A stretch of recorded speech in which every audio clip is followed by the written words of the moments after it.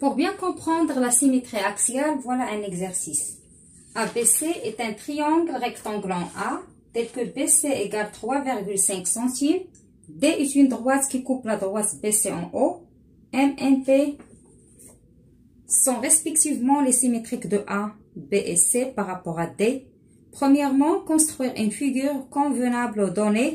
Deuxièmement, déterminer en justifiant la longueur NP.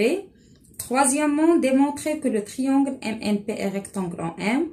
Quatrièmement, démontrer que les points MP et O sont alignés. Cinquièmement, I est le milieu du segment BC. Petit a, construire le point J symétrique de I par rapport à D. Petit B, démontrer que J est le milieu du segment MP. Sixièmement, choisir le cercle de centre I et de rayon BI. Déterminer et construire le symétrique du cercle C par rapport à D. إذا قبل ما نبدا في هذا الإكزرسيس غادي توقفوا الفيديو قراو مزيان التمرين غتلقاو في أسفل الفيديو في الديسكريبسيون ثم من بعد تابعوا معايا التصحيح. إذا عندنا ABC est un triangle rectangle en A tel BC égale 3,5 cm. إذا غادي نرسم أول شيء BC كتساوي 3.5 سنتيم. B C كتساوي 3.5 سنتيم. من بعد كنرجعو دائما للتمرين تنقراو المعطيات. ABC est un triangle rectangle en A. إذا ABC مثلث قائم الزاوية في A. إذا بعد ما رسمنا BC كتساوي 3.5 سنتيم خصني نرسم النقطة A بحيث يكون عندي المثلث ABC قائم الزاوية في A. إذا غادي نرسم هنا باش نرسم النقطة A نرسم على هذا الشكل ثم غادي ندير زاوية قائمة في النقطة A. خصنا هنا تكون عندنا زاوية قائمة وخصها تمر من النقطة B هنا على هذا الشكل. إذا هنا عندنا زاوية قائمة. نمسح هذا الشيء حيت كتهمنا النقطة غير النقطة هنا A. إذا ABC قائم الزاوية في A. من بعد غادي نعاود نرجع للتمرين باش كنقرا مازال المعطيات. D est une droite qui coupe la droite BC en haut. D هو مستقيم كوب كيقطع المستقيم BC في النقطة O. إذا المستقيم D غادي يقطع لنا المستقيم BC في النقطة O. غادي نرسمو هذا المستقيم D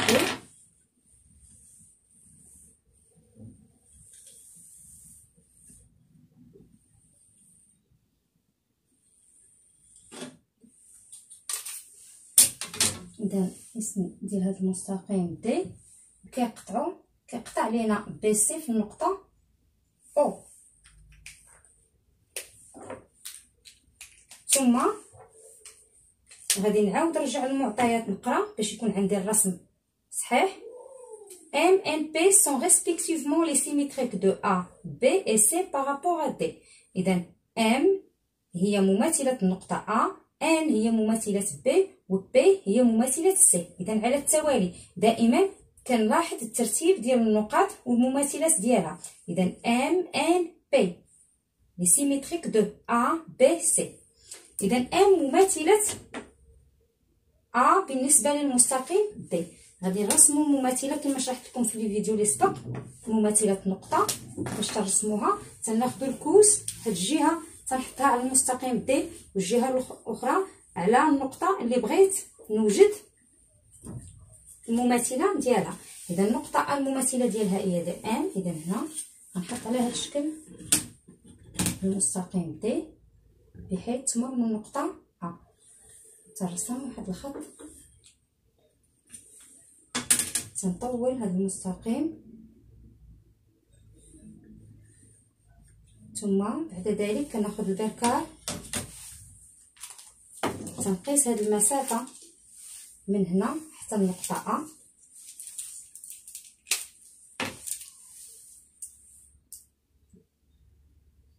تنغير الفتحة ديال البركار تندير واحد القوس هنا باش تنوجد النقطة اللي غادي نسميها M كما عطينا في التمرين.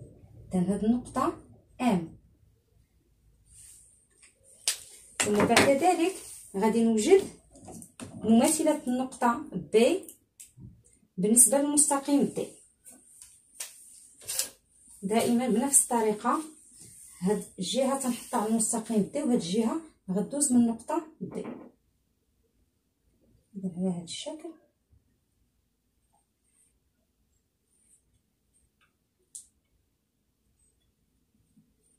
خاصها تمر من النقطة بي. غادي نطول هاد الخط على هاد الشكل،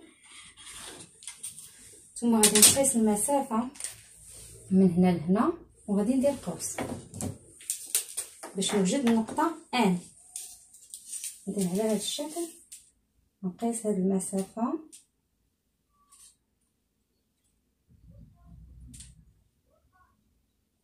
ثم مكنغيرش الفتحة تاع البيكار، غادي ندير قوس. النقطة قلنا هي N. Le symétrique de B par rapport à D, c'est le point N. الآن غادي نرسم مماثلة C بالنسبة للمستقيم D. Le symétrique de C par rapport à D هي النقطة P. إذا غادي ناخذ المستقيم العمودي والمار من النقطة سي على هذا الشكل. لا غادي يجيني هكذا، ثم غادي تكون عندي هنا زاوية قائمة، وغادي نطول هذا الخط. إذا تكون عندي هنا زاوية قائمة بين المستقيم دي والمستقيم المار من سي. غناخد هاد المسافة من هنا حتى النقطة سي، غنقيسها.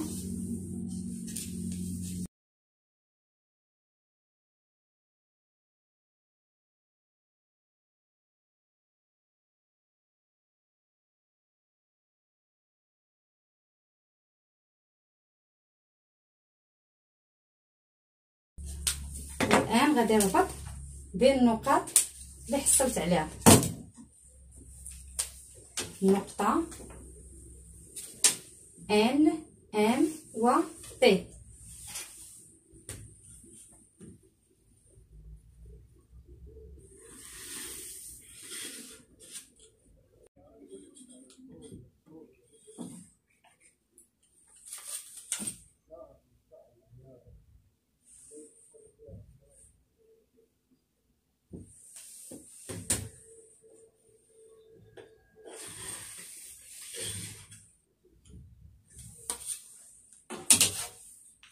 إذا هذه هي النقطة N مماثلة B، M مماثلة A، و P هي مماثلة C بالنسبة للمستقيم D.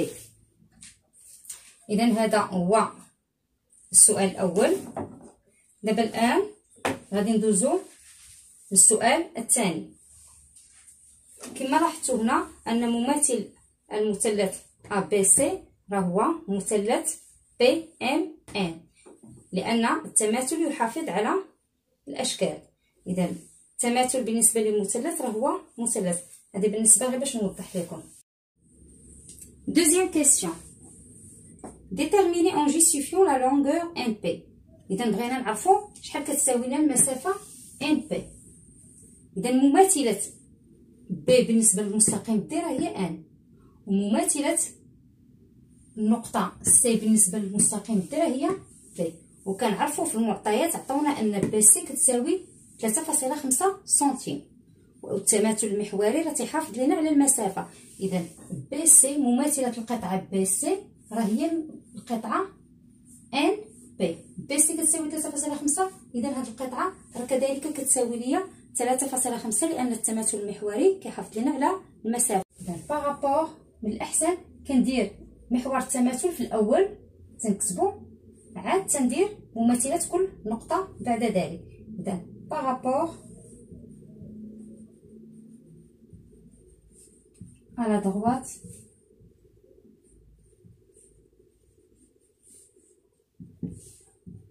D on a. إذا درنا محور التماثل لا دغوات دي ان هي مماثلة النقطة بي. ان اي لو سيميتريك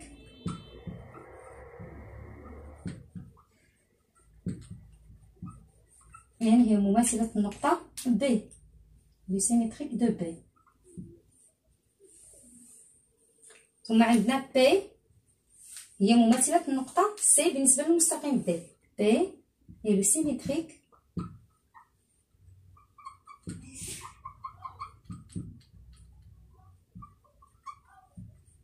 دو سي. شنو تيعني لينا؟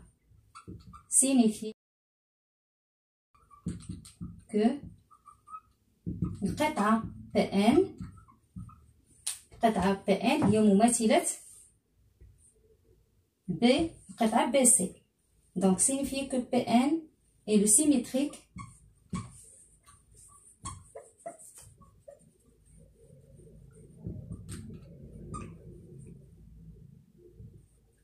دو سيغمون بي سي. إذن بي ان مماثلة بي سي. Alors BC égale BC égale PN égale 3,5 centimes.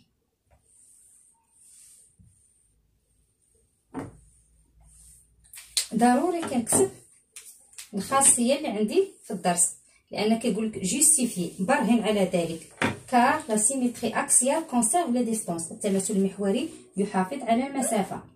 car la symétrie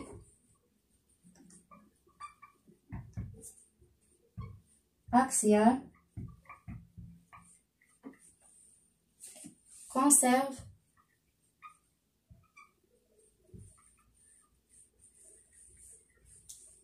les distances.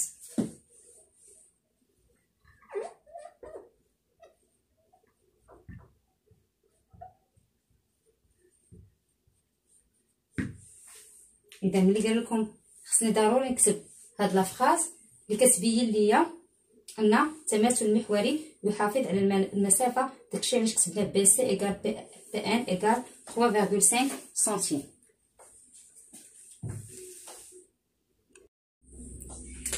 Troisième question. Démontrer que le triangle MNP est rectangle en M. إذا خصنا نبينو أن المثلث MNP هذا المثلث باللون الأخضر أنه قائم الزاوية في M. إذا كيفاش غنبرهنو على ذلك؟ أن N مماثلة B، M مماثلة A و P مماثلة C، فإن مماثلة الزاوية BAC هي الزاوية NMP. وبما أن هذه الزاوية كتساوي لنا 90 درجة، فهذه الزاوية كذلك كتساوي 90 درجة، لأن في المعطيات عطينا هذا المثلث BAC قائم الزاوية. بما أنه قائم الزاوية فهذه الزاوية كتساوي 90 درجة، ووضحنا كل نقطة المماثلة ديالها. إذا كذلك راه M، هذه الزاوية M راه تساوي 90 درجة، وبالتالي فإن المثلث NPM راه هو قائم الزاوية في M. إذا غنكتبو هاد المعطيات في الأول ثم نستنتجو طبيعة المثلث MNP بأنه قائم الزاوية في M. بارابور ديما كنبداو بمحور التماثل. بارابور على droite D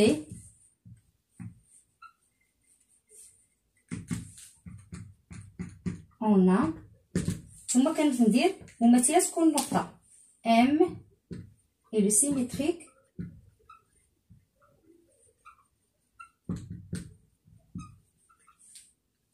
de A. N كذلك et le symétrique le symétrique de B. P et le symétrique de C. Donc le symétrique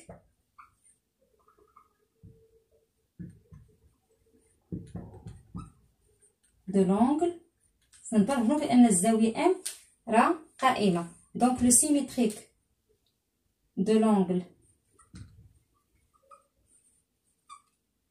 BAC مماثلة الزاوية BAC سي لونغل هي الزاوية. شنو هي مماثلة B؟ قلنا هي N. مماثلة A هي M ومماثلة C هي B. دونك مماثلة الزاوية BAC هي الزاوية NMP. Et puisque ABC في المعطيات est un triangle rectangle en A. rectangle هي قائم الزاوية في A. rectangle en A. alors شنو تيعني لينا قائم الزاوية في A؟ يعني أن BAC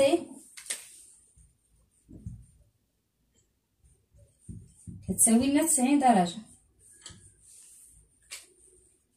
باسكويت ملي تساوي لينا هذه 90 درجة وعندنا مماثلة هذه الزاوية راه هي NMP، يعني أن NMP كتساوي لنا كذلك 90 درجة. باسكويت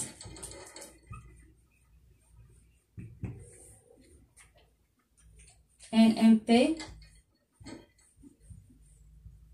كتساوي لنا كذلك 90 درجة، لأن la symétrie axiale conserve les mesures des angles. يمكن لكم تكتبوا بأن car la symétrie axiale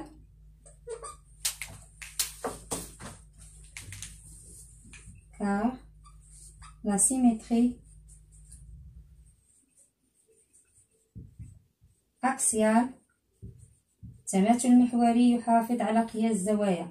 car la symétrie axiale conserve les mesures des angles.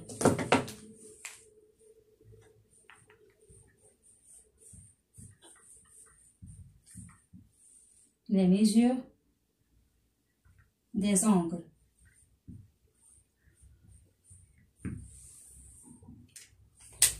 إذن في الأخير غادي نكتبوا أن donc MNP est un triangle rectangle en N. غنكتبها لكم الفوق. donc MNP est un triangle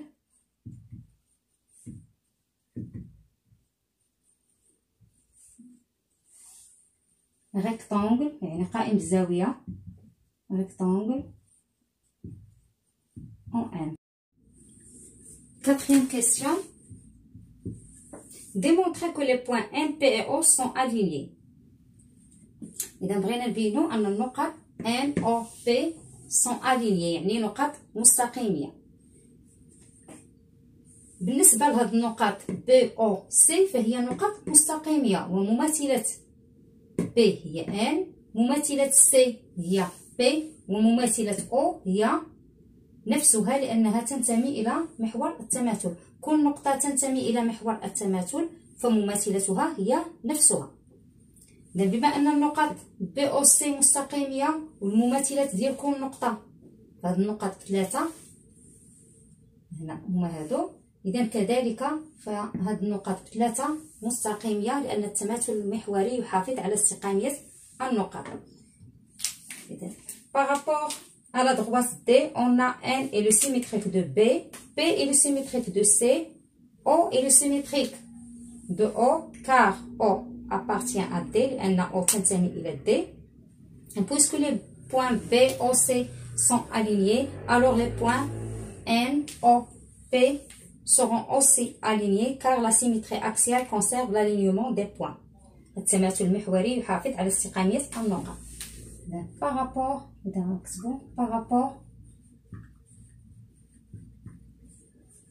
à la droite D,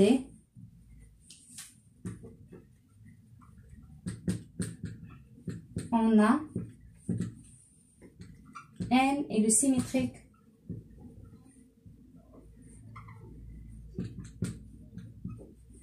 de B, P est le symétrique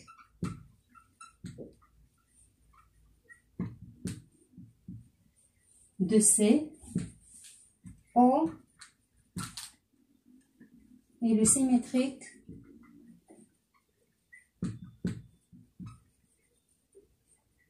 de O, car O appartient لأن O تنتمي إلى D، تنتمي إذا كتكتب تنتمي على هذا الشكل، car O appartient à D. إذا دائما كنكتبو محور التماثل ثم تندير النقاط. عندنا B C O مستقيمية، تندير المماثلة ديالها M P O اللي عطيني في السؤال، بغيت نعرف باش نبرهن أنهم مستقيمية كذلك، ثم كنكمل. puisque les points B C O sont alignés, alors les points M P et O seront aussi alignés. Puisque les points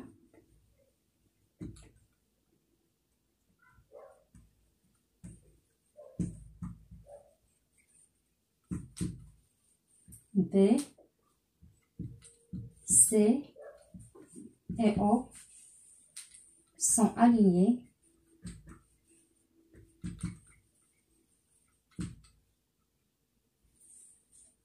alors les points N, P et O seront aussi alignés. دائما تنكتب البرهان اللي خديتوه في الدرس. car la symétrie axiale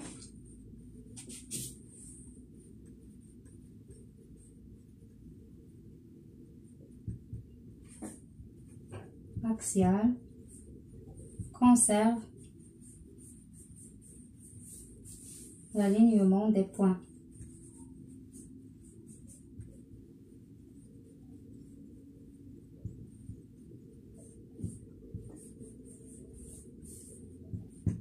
التماثل المحوري يحافظ على استقامية النقط. 5e question. I est le milieu de segment BC. اللي تجيني هنا هذه هي النقطة I. إذا I est le milieu de BC. I هو منتصف القطعة BC. Construire le point J symétrique de I par rapport à D. غناخدو رسمو مماثلة النقطة I بالنسبة للمستقيم D. كنرسمو مماثلة هذه النقطة، كناخد القوس على هذا الشكل، ثم ناخد العمودي اللي تيمر من I، نطول هذا الخط،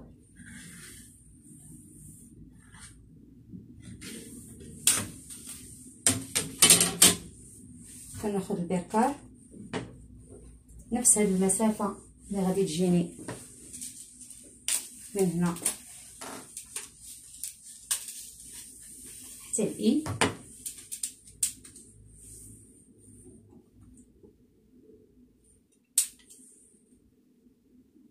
هي كذلك كنغير الفتحة ديال البركار تجيني هنا،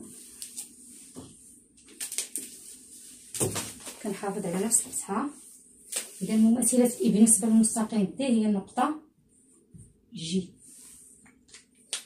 إذا هذه تيبقى، يعني غادي نرسم مماثلة إي بالنسبة للمستقيم دي. ثم B. Démontrer que J est le milieu du segment NP. بين أن J هي منتصف القطعة NP. إذا غادي كيفاش غادي نوضح؟ عندنا مماثلة النقطة B بالنسبة للمستقيم D هي N، مماثلة النقطة C بالنسبة للمستقيم D هي P، ومماثلة النقطة I هي G. وبما أن I هي منتصف القطعة BC، فإن G كذلك هي منتصف القطعة NP، لأن التماثل المحوري يحافظ على المنتصف. هذا البرهان على السبورة par rapport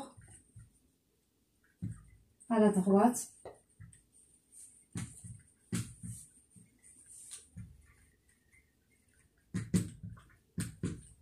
on a دائما تنكتب كما قلت لكم محور التماثل، تنكتب النقاط ومن بعد تنكمل البرهانه ديال التمرين. N est le symétrique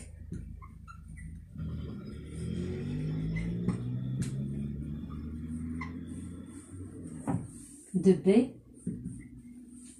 P est le symétrique de C, J est le symétrique de I. Donc,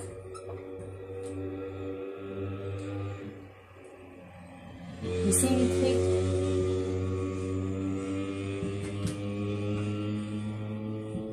de BC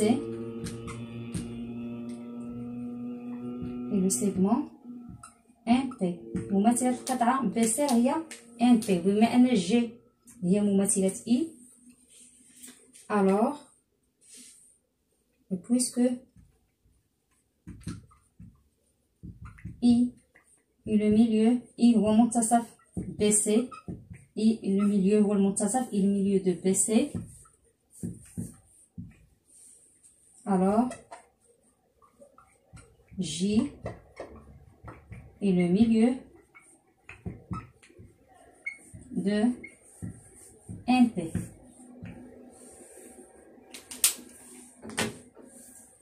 ثم غنكتبو الخاصية اللي في الدرس. car la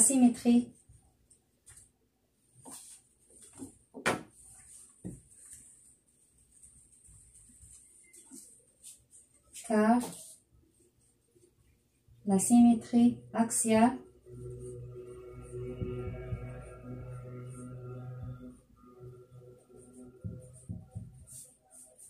conserve le milieu. Conserve le milieu.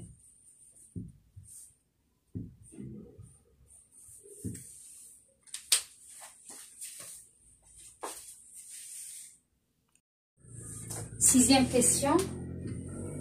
Choisissez le cercle de centre I et de rayon BI. Déterminer et construire le symétrique du cercle C par rapport à D. إذا عندنا الدائرة C مركزها I وشعاعها BI.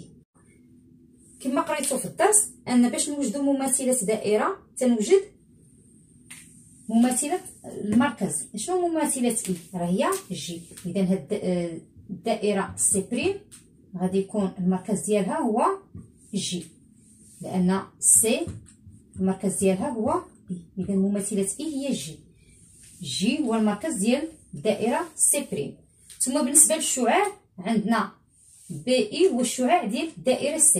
غناخد الفتحة ديال البركار من I حتى ل B وغنحطها في J وغنرسم الدائرة C بريم. بالنسبة للشعاع قلنا هو BI، هو القطعة BI. شنا هي مماثلة B؟ هي N. مماثلة I هي J. إذا مماثلة القطعة BI راه هي NG. إذا المسافة BI كتساوي المسافة NG. هنا غير بغيت نشرح لكم بأن الشعاع ديال الدائرة CBI راه غيكون كيساوي ليا الشعاع ديال الدائرة C بريم اللي هو غادي يكون NG. إذا غادي نحاولو نكتبو بعد ما غادي نرسم الدائرة C بريم، نرسم الدائرة C اللي مركزها I وشعاعها BI، ثم الدائرة C بريم اللي المركز ديالها J وعندها نفس الشعاع ديال الدائرة C. غادي نبين مماثلة هاد الدائرة C بارابور على droite D. على droite D اللي هو محور التماثل. on a J et le symétrique J هو مماثلة النقطة I et le symétrique de I. Donc le symétrique du cercle C de centre I et de rayon BI et le cercle C' de centre J qui a le même rayon وعنده نفس الشعاع ديال الزاوية C. Donc le symétrique مماثلة دائرة راه هي دائرة. le symétrique du cercle C de centre سنحدد ليها المركز de centre I et de rayon عطاوهم لينا في المعطيات et de rayon BI et le cercle مماثلة الدائرة راه هي دائرة et le cercle غادي نسميها سي بريم دو سونتر. مماثلة اي قلنا هي جي دو سونتر جي كي لو ميم غايون بي اي كتساوي لينا المسافة ان جي. عندنا نفس الشعاع بالنسبة للدائرة سي و سي بريم. كنتمنى تكونوا فهمتوا هذا التمرين، جمع لكم بزاف د الحوايج وتكونوا استفدتوا.